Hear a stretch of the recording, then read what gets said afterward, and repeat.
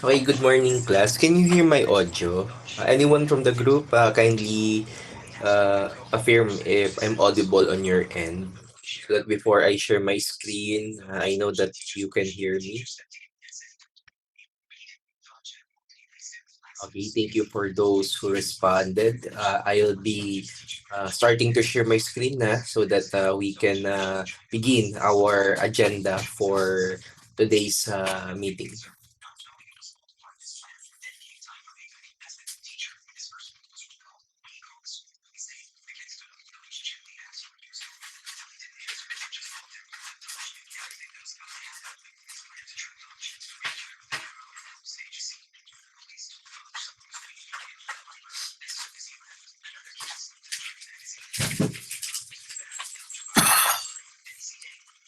Okay, so kindly confirm if can you view my screen.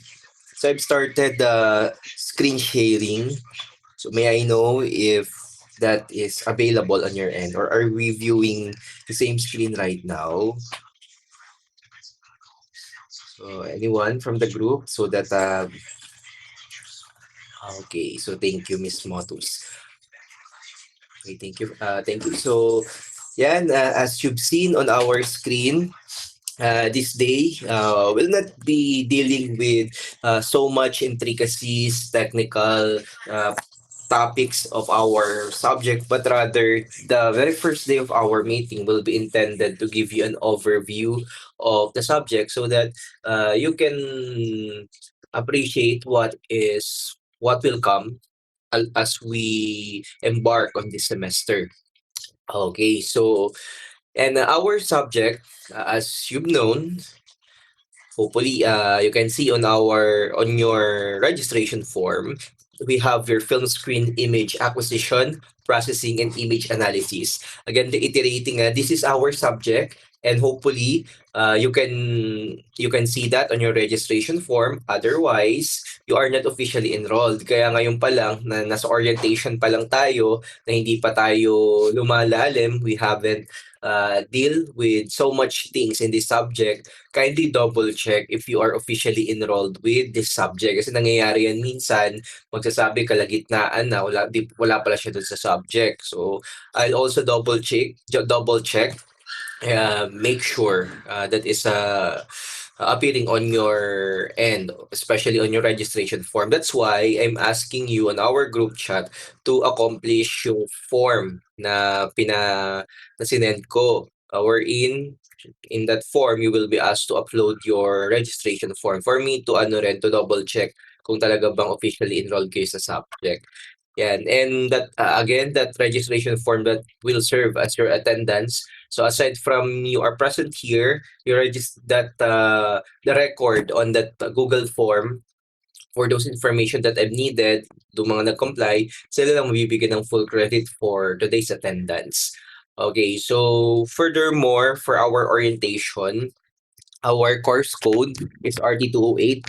So ayan, kung di man nag-appear sa entire or the entire title of our subject is not appearing on your registration form, I think the course code is appearing. Okay, so paki-double check dun sa inyong mga registration form kung may RT208 doon. So otherwise, kapag wala supposed to be wala ka nitong subject nito. Kaya everyone, as early from now, I am asking you yan to double check kung may RT208 kayo sa inyong reg form.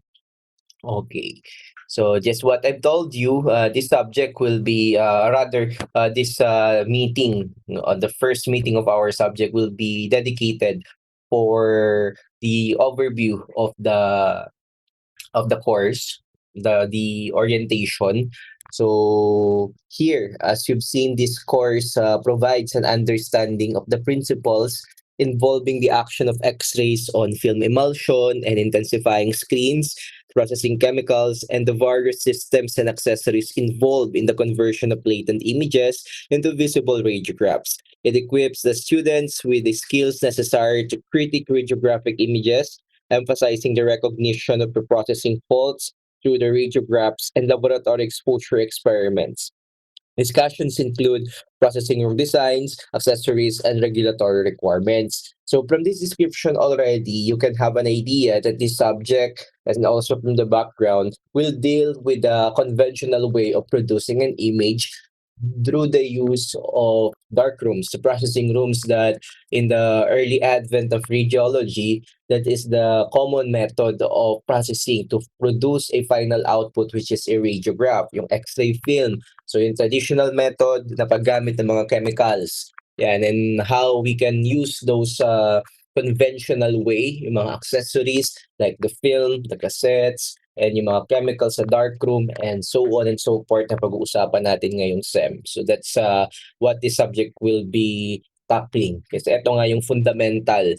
Ito yung pinaka, let's say, Jurassic siya. Medyo sinauna kasi sinauna siya pero classic. So classic na ibig sabihin hindi siya naluluma. Kahit luma siya, hindi siya naluluma because as a radiologic technology, yung manual wherever you go, as long na nag-e-exist ang radiology department, kailangan nag-e-exist din siya. Kasi nga hindi siya highly reliant sa kuryente or whatsoever na 'pag nag-brown out, hindi nagagana kaagad. So, that's the beauty of the conventional way of producing radiographs. So, siya yung kauna-unahan na dapat niyong maintindihan para mas ma-appreciate niyo, mas madali niyong matutunan yung mga advance ngayon na technology na meron tayo, which is, as you've known, the computerized and the digital one. Mas mahirap intindihin yung mga yon kung eto pa lang na manual, conventional na X-ray film processing technique ay hindi natin mag-grasp.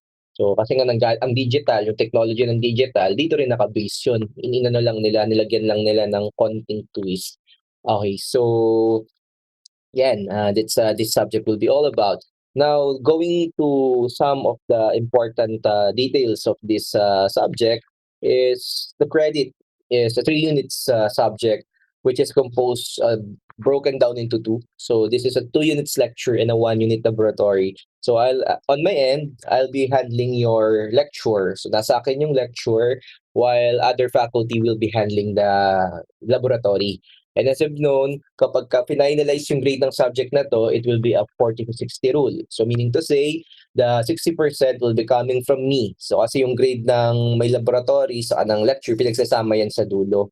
Meron siya talagang pinaka-final grade. So yung 60%, it will be coming from me while the laboratory and 40% sa kanya. So yan, kaya kapag dito sa lecture, I'm not saying na mag-effort sa isang end lang, but again, the higher percentage will be on my part. So 60% siya. Okay, so yun,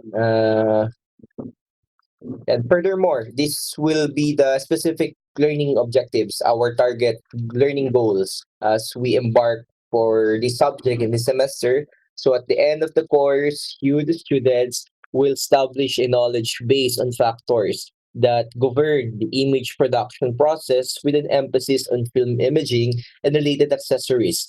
So specifically, students will be able to explain and illustrate the requirements for designing processing rooms.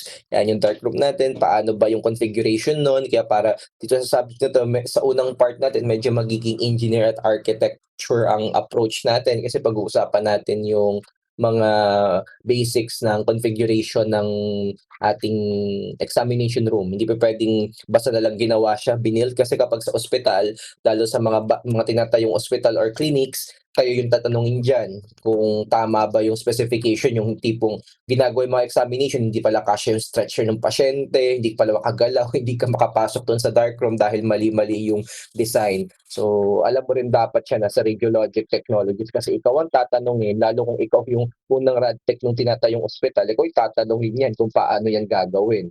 So, also, discuss the safe light illumination appropriate for specific image receptor system. Yan, so sa dark room, though dark room siya, we also have the provision of minimal light, and we will talk about that as we move to the dark room and discuss the possible causes and health implications of darkroom chemical sensitivity. So I mentioned a while ago in this manual processing, we gonna use chemicals. So yun talaga yung magko-convert ng ating na produce na image into a permanent one that the often we viewed on the illuminator, yung ating mga X-ray images. Gagamit tayo ng chemicals. Kaya kapag medyo tumagal na yung discussion natin, pag-uusapan natin yung mga iba't ibang chemicals na yan. At medyo madami-dami siya. Pero don't worry, I'll do my best to help you on that end. Okay, so next one, identify various imaging accessories and illustrate the basic structure of radiographic films, cassette, and intensifying screens. So yung mga accessory devices that aids us in producing the images like yung radiographic cassette, pag-uusapan din natin yan at yung kanilang composition, ano ba yung role na piniplay nila para magawa ng tama yung ating X-ray film image. And as well, describe the function of each component of the radiographic film. So, syempre, yun yung ating pinaka gagamitin to record our examination. Yung image mo, dun mare-record sa X-ray film. Kaya dapat alam na alam natin yung pasikot-sikot sa kanya, its components, ano ba yung mga role, yung ginagampanan, yung napakanipis na X-ray film na yun, napakaraming layers nun. At bawat layers, may kanya-kanya pa silang important elements that compose them. At pag-uusapan natin yan as we move forward. And describe the features of the characteristic curve and explain its purpose. Ito medyo may konting mathematics because as we are going to interpret the graph the that was produced by plotting the different optical densities that was produced by the radiograph as it responds to the different levels of radiation that we produce.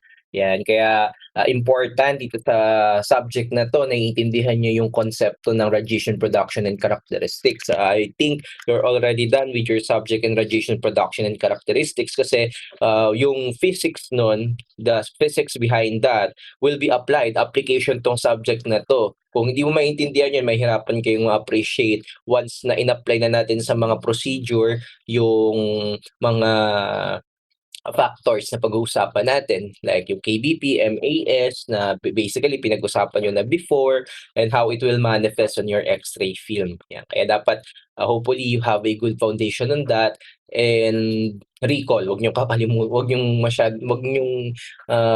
kalimutan yung mga prior learning nyo because that will help you a lot in understanding this subject. Okay, so additionally, we are going to describe the various types of image receptor holders and describe the function of each component of an intensifying screen, which is also integrated with your radiographic cassette as we discuss it. Identify the chemical components of different processing system and explain and demonstrate the steps involved in film processing. Yan, so meron din tayong mga machine for X-ray film processing na yung mga subcomponents nun kung paano gumagana will be tackled also by this subject. Pero sa laboratory, dun kayo gagawa niyang mga procedure na yan. Hindi dito. Syempre dito pag-uusapan natin yung theory behind it. Yan, para mas ma-appreciate nyo siya pag ginagawa nyo na sa lab. Also, now, additionally, identify the key components of an automatic film processor. Isa ngayon sa mga machine na pag-uusapan natin.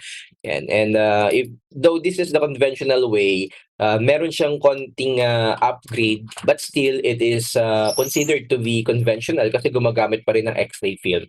And I will explain that further why this is also considered conventional as we talk about the automatic film. Tawag siyang automatic pero naka-under siya dito. So you will learn about that.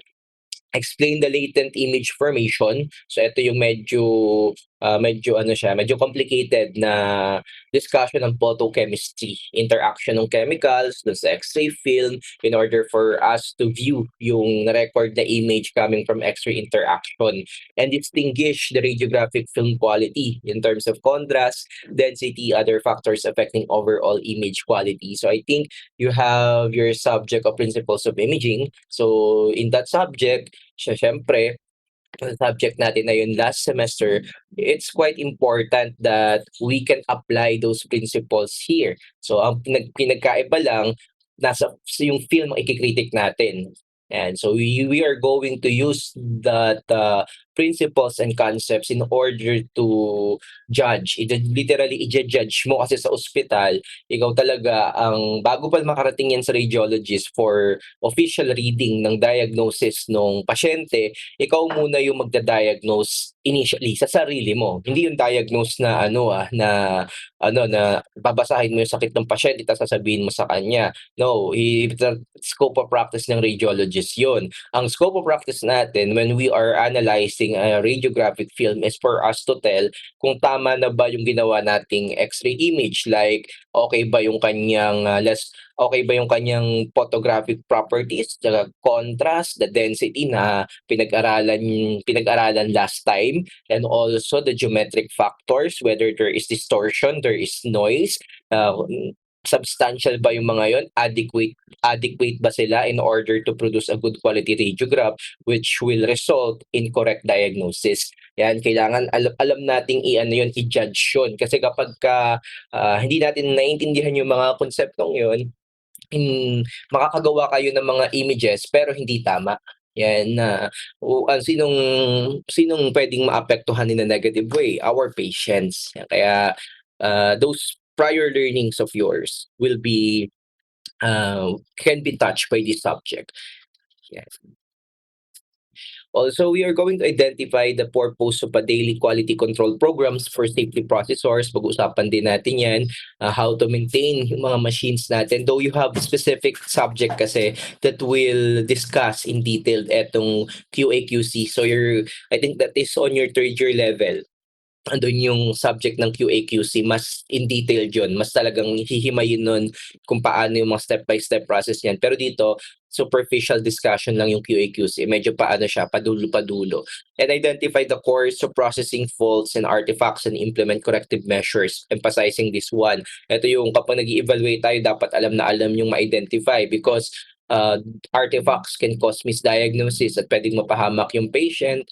For example, wala naman pala talaga yung object na dun lang pala sa cassette na nagmukhang nasa loob ng katawan ng pasyente nyo yung image, at binuksan tuloy yung katawan ng pasyente kasi merong na-trap na foreign object sa katawan niya. I must be able to distinguish that. So dapat artifact free. Yan, as you have your hospital duty in the future, you must be able to distinguish mga artifacts, but because they can cause misdiagnosis. And sinong pwedeng mapahamak doon? Yung patient and pati ikaw. Kasi pwede kang mareklamo doon na bakit nagkaroon ng nagkaroon ng compromise sa patient care ni patient dahil sa error na nagawa mo. Yan. Kaya important na alam natin to sa subject natin. Okay. So here is the flow of topics. So kapag you want to do advanced study for this subject, ito yung mga flow na natin na ipa-follow as we dig deeper in this semester. Okay, so first of all, we're going to have the processing room design, the dark room. Yan, yun yung unang magiging discussion natin. Iikot tayo sa dark room, yung mga accessories niya, ano ba yung mga specifications, paano ba yung mga sistema kapag gumagamit ng dark room. Yan, sa school may dark room pa rin tayo doon, and possibly I think you will use that on the laboratory part on my laboratory counterpart. So magpa-process kayo ng film, gagamit kayo ng mga accessories, yan na yung dark room i-introduce kayo doon in person. But in this, pag-uusapan natin yung mga details niya. And imaging accessories, as mentioned, like yung cassette, yung film hangers, and the intensifying screens. Pag-uusapan natin dito yon yung kanilang mga components and how they are functioning. The processing of the latent image, that the invisible image that is recorded on the X-ray film. Kaya nga nagpa-process tayo kasi yung latent image na gawa ng X-ray, hindi pa siya visible on our naked eye. So you need the aids of processing chemicals under this domain. Pero kapag sa digital, syempre iba na yung usapan. Pero dito for the conventional one, chemicals ang number one tool natin in order to process that latent image so that it will become a visible image afterwards. And also we are going to talk about the radiographic image quality in film screen imaging. Ito na nga yung ano, yung iki-criticize natin. Kung sa processing, pag-uusapan natin yung pagbuo. Andiyan yung mga chemicals, paano gumagana yung mga chemicals, ano yung mga sequencing ng pag-act ng mga chemicals, ano ba yung meron, what's the nature of those chemicals that will result to the production of a good quality radiograph. So, natin pag-uusapan yun. Now, to judge, to evaluate whether the standard of a radiographic image was attained, dito natin naman pag-uusapan sa radiographic image quality. And dito na papasok yung knowledge nyo sa pag-evaluate ng contrast, ng density, motion, mga geometric properties like distortion, magnification. You must be able to know kung ano ba yung nagkamali dun sa ating technical factors like baka si MAS, si KBP, nagamit ba natin yung tamang principles of imaging that highly influential on that deficient area on our radiograph. So alam dapat nating ma-pinpoint 'yan. Kaya ano pa lang bago pa man dalhin sa radiologist for diagnosis yung ating image, kailangan nababasa mo din siya in a different angle na i-safeguard na yung babasahin ng radiologist tama.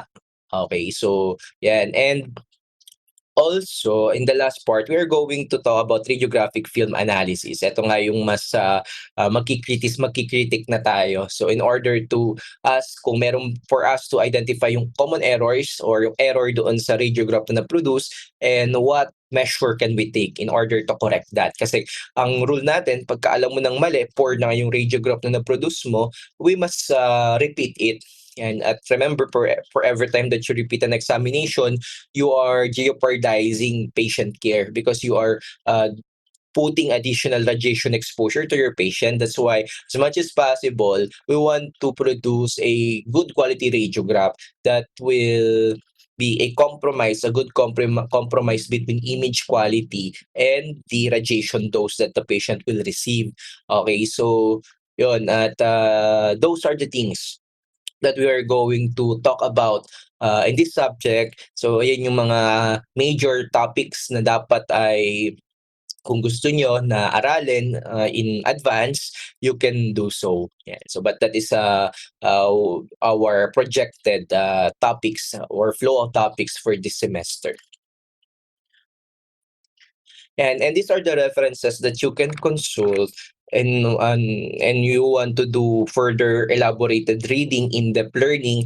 One of my suggested book na I'm also using, of course, in our subject is etong yung kay Burns, yung Radiographic Imaging, a guide for producing quality radiograph. So I'm suggesting you this one because very concise yung discussion niya. Hindi kayo tatamaring basahin kasi di naman sobrang haba nitong Burns na to. I think wala pang 500 pages yan, mga 200, 300. I think mga 200 or 100. But it's almost 200, I think 200 pages lang. Kayang-kaya niyong tapusin ngayong semester. And highlight niyo yung mga very important na topic na dapat ay master natin for us to conduct an examination na makapag-produce ng good quality radiograph. Yan. Medyo luma nga lang yung Burns. Isa lang yung edition niyan. O yung original author kasi niyan is syempre na maalam na sa mundo. At syempre siya yung original author. Wala nang nag-continue para i-revise yung book. Kaya may mga may mga dahil nga lumang-luma na yan. Wala kang makikita niya. Actually wala nang binebenta niyan sa mga bookstore.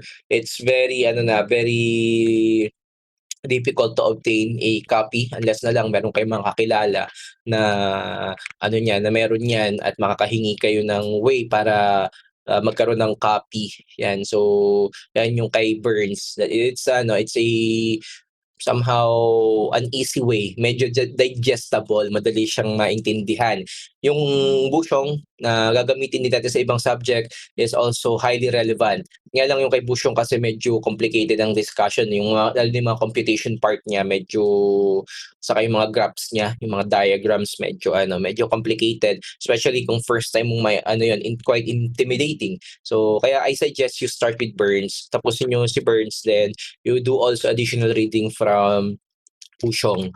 Yan na. So, yun. Kaya everyone, those are the books that I recommend you to do reading starting from now kasi ang subject natin is board exam subject. So, sa pag-graduate nyo, there's a one subject actually, unlike other subjects in the board exam, yung natin, etong kung saan belong yung ating subject which is film screen imaging, napakaraming questions niya.